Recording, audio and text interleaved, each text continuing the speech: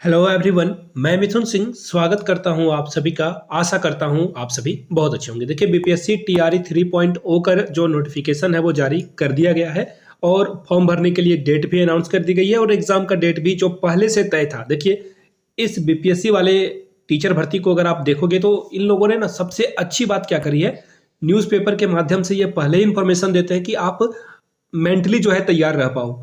मानसिक तौर पर आप तैयार हो कि एग्जाम आपका कब होगा, फॉर्म आपको कब भरना है, ईच एंड एवरीथिंग ये पहले ही बता देते हैं। एक दिक्कत आती है कि इनके वेबसाइट पे थोड़ी बहुत जो है इशू आ जाती है, तो आप लोग इस वेबसाइट के एरर से बचने के लिए 10 तारीख से जो है आपका फॉर्म अप्लाई होगा, तो 10 तारीख से ही आप जो है अप्लाई कर लीजिए। और किन लोगों को अप्लाई 10 तारीख को नहीं करना है उसके बारे में भी बताऊंगा। अगर आप फीमेल कैंडिडेट हो तो प्लीज मेक श्योर आप इस वीडियो को पूरा देखें, आपके लिए अलग से स्पेशल इंफॉर्मेशन दी गई है। तो चलिए, जो अधिसूचना जारी की गई है, अधिसूचना जो है जारी की गई है उसके बारे में सब कुछ हम लोग जानेंगे।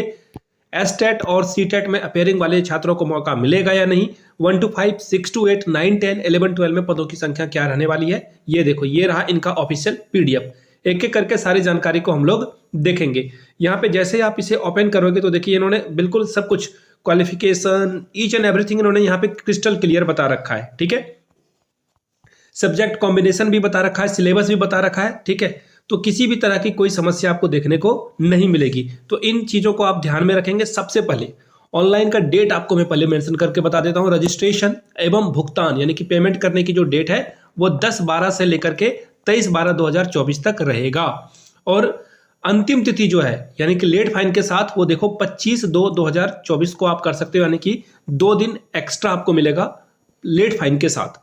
ऑनलाइन आवेदन प्रारंभ करने की जो तिथि है वो 10 तारीख से स्टार्ट हो जाएगा और 25 तक आप आवेदन जो है कर सकते हैं। याद रखिएगा, ऑनलाइन करते समय आपको जो है सभी कागजात पीडीएफ के फॉर्म में जो है उसे बनाना होगा और उसे अपलोड करना होगा। ऑनलाइन आवेदन में जो है माध्यमिक शिक्षक पात्रता परीक्षा यानी कि जिन लोगों का 9, 10, 11, 12 है, एसटेट का जो रिजल्ट कार्ड नंबर पर जो BSEB का यूनिक आईडी नंबर है वही आपको मेंशन करना है, वही आपको फिल करना है। और जो परीक्षा फल की प्रकाशन तिथि है वही आपको यहाँ पे डेट के जगह पे फिल कर देना है। ठीक है, अब आगे देखिए, इन्होंने देखो क्लियर, क्रिस्टल क्लियर जो है सारी बातें बता दी है, वो मैं आपको एक एक करके बता रहा हूँ। आगे देखिए, ऑनलाइन आवेदन में प्राथमिक और मध्य विद्यालय के लिए जो सीटेट उत्तीर्ण विद्यार्थी हैं वहां पे आप क्या करेंगे, प्रमाण पत्र या फिर अंक पत्र में जो सीरियल नंबर है, सर्टिफिकेट नंबर नहीं, सीरियल नंबर जो है वही आपको अंकित करना है। अभ्यर्थी यदि एक से अधिक विभाग के लिए आवेदन करते हैं तो ऑनलाइन आवेदन हेतु भुगतान करने के पूर्व जो एज वाला क्राइटेरिया है उसे ध्यान दे दें, अदरवाइज आपका पैसा रिटर्न नहीं होगा। हार्ड कॉपी वगैरह कहीं आपको देने की जरूरत नहीं है, ऑनलाइन ही आवेदन करना है। तो जो भी आप आवेदन करो प्लीज मेक श्योर कि आपने सारी चीजें कर ली है। अगर कोई चीज गलती आ जाती है तो आप जो है पूर्व में जो आपने एप्लीकेशन को कैंसिल करते हुए इसके बाद देखो मोबाइल नंबर और ईमेल आईडी से दूसरा रजिस्ट्रेशन कर सकते हो। आप दूसरा वही सेम ईमेल आईडी और मोबाइल नंबर से दूसरा कर सकते हो, लेकिन उसे कैंसिल करना होगा। याद रखिएगा, एडिट करने का कोई प्रावधान आपको मिलने वाला है नहीं, इसलिए इन चीजों को ध्यान में रखिए। जो इंपॉर्टेंट चीजें हैं वो मैं आपको बता देता हूं। देखो, जो सबसे इंपॉर्टेंट है वो मैं आपके साथ साझा कर देता हूं ताकि आप चीजों को समझ पाओगे।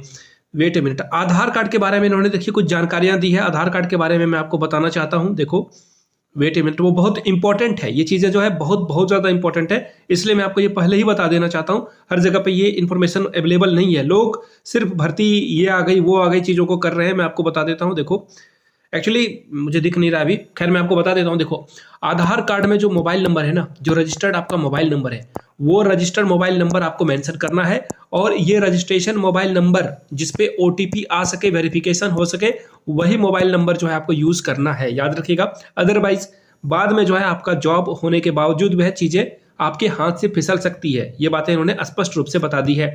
कहाँ बताइए, मैं नोटिफिकेशन पढ़ रहा था उसमें मैंने पढ़ ली ये बातें। अब सिलेबस के बारे में जो है जानकारी वगैरह मैं आपको दे देता हूं। देखो, यहां से देख पाओगे आप, सीटेट और एसटेट वाले को, अपेयरिंग वाले कैंडिडेट को मौका नहीं दिया जाएगा, लेकिन सिर्फ और सिर्फ सीटेट वाले जो है यहाँ पे यानी कि 1 to 5 के लिए और 6 to 8 के लिए इनकी संभावना थोड़ी बहुत है।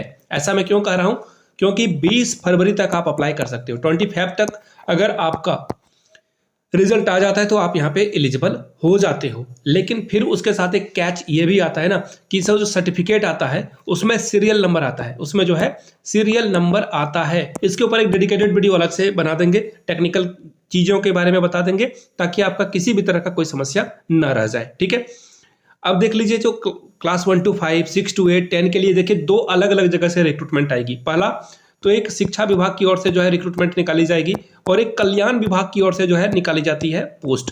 याद रखिएगा, शिक्षा विभाग के लिए अलग से फी देना होगा और कल्याण विभाग के लिए अलग से फी देना होगा।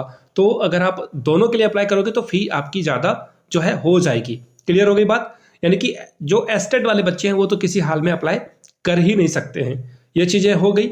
अब मैं आपको देखिए बता देता हूँ, जिन्होंने NIOS से 18 महीने का DLED करा है वो यहाँ पे एलिजिबल नहीं हुए हैं। वो जो है किसी भी तरह के झांसे में ना रहे, आप यहाँ पे फॉर्म नहीं भर पाओगे। क्रिस्टल क्लियर हो गई बातें यहाँ तक। ललित कला वगैरह की जो है ये आप देख लोगे खुद से। शिक्षा विभाग के बारे में भी मैंने जानकारी दे दी। अब देखो, अगर आप अप्लाई करना चाह रहे हो, वेट ए मिनट, में कुछ और चीज़ें हाईलाइट करके रखी थी आपके लिए, वो मैं आपको बता देता हूँ। ये देखो सिलेबस में क्या कुछ बदलाव किया गया है। तो देखो भाषा यानी कि जो 30 नंबर का है वो 30 नंबर का ही रहेगा। देखिए पेपर 1 to 5 के लिए मैं बातें बता रहा हूँ। यह पेपर दो भाग में होगा, पेपर 1 और पेपर 2। पेपर 1 में आपका हिंदी और अंग्रेजी से सवाल पूछा जाएगा। 30% अंक आना अनिवार्य है। लेकिन पिछले बार BPSC ने क्या किया था, ये जो 30 नंबर था ना, इस क्राइटेरिया को खत्म कर दिया था।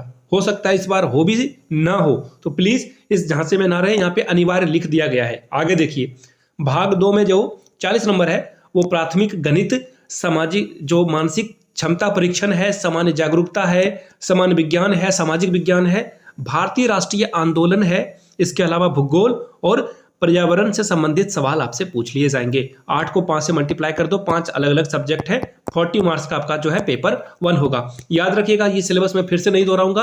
1 to 5, 6 to 8, 9, 10, 11, 12 सभी के लिए एक ही सिलेबस रहने वाला है। इसके अलावा 80 मार्क्स जो है आपका सब्जेक्ट कंसर्निंग रहेगा। और इसमें देखिए अगर मैं बात करूं 1 to 5 की, तो 1 to 5 में जो है मैथमेटिक्स वगैरह सब कुछ आपको यहाँ पे देखने को मिल जाएगा। यहाँ पे इन्होंने स्पष्ट रूप से लिख रखा है। आगे देखिए 6 to 8 के लिए भी सेम क्राइटेरिया, वही हिंदी, इंग्लिश, उर्दू, बांग्ला जो भी आपका सब्जेक्ट है वो रहेगा। सेक्शन 2 में जो है भूगोल या फिर अर्थशास्त्र या राजनीति शास्त्र में जो एक चुन सकते हो। SST वाले टीचर के लिए ध्यान देने वाली बात यह है कि आपका सब्जेक्ट कॉम्बिनेशन बनता हो या नहीं बनता हो, ज्योग्राफी या फिर हिस्ट्री में से किसी एक का चयन तो आपको करना ही होगा और इसमें एग्जाम देना ही होगा। आगे देख लीजिए लैंग्वेज टीचर के लिए भी जो है वही बातें हैं। लैंग्वेज टीचर के लिए भी 6 to 8 में वही चीजें करनी होगी। अब देखिए पेपर 1 जो है क्वालिफाइंग नेचर का है, इसका नेगेटिव मार्किंग इसका जो अंक नहीं जुटेगा। दूसरी बात, नेगेटिव मार्किंग की जो है बात नहीं कही गई है, तो नेगेटिव मार्किंग यहाँ से नहीं आएगा। इंटरव्यू वगैरह नहीं लिया जाएगा। और यहाँ पे देखो एक और बात स्पष्ट रूप से लिख रखी है कि सप्लीमेंट्री रिजल्ट नहीं आएगा, यानी कि एक बार जो लिस्ट आएगा उसी में दूसरा लिस्ट यहाँ पे देखने को नहीं मिलेगा। सेकेंड लिस्ट आएगा ही नहीं। ठीक है, फिर आपको TRE 4 देना होगा। आप अगर आगे बढ़ना चाहते हो, TRE 4.0 जो है वो अगस्त में कंडक्ट कराया जाएगा। अब देखिए सीटों के बारे में बात कर लेते हैं। तो देखिए सीटों के बारे में अगर मैं बात करूं तो देखिए सीट्स जो है वो अभी आपको देखने को नहीं मिलेगा। 1 से 2 दिन या फिर 10 फरवरी से पहले, ठीक पहले 9 को या 8 को जो है ये अपलोड कर देंगे वेबसाइट पे किस पद किस सब्जेक्ट के लिए कितने पद आपको देखने को मिलेगा। तो ये थी इसके ऊपर एक सिलेबस के ऊपर। अगर आपको एक डेडिकेटेड वीडियो चाहिए तो नीचे सिलेबस लिख दीजिए। और बाय द वे ये वीडियो अगर आपने अच्छे से देख ली, पूरी देख ली, सारी बात समझ में आ गई, तो नीचे कमेंट करके जय हिंद जरूर लिखिएगा। जय हिंद जरूर लिखिएगा ताकि मुझे भी पता चल सके ये वीडियो आपने देख ली है पूरी। और अपने जगह का नाम जरूर लिखते हैं जहां से आप ये वीडियो देख रहे हो। यहां तक वीडियो को देखने के लिए आप सभी का बहुत बहुत शुक्रिया। Have a good day.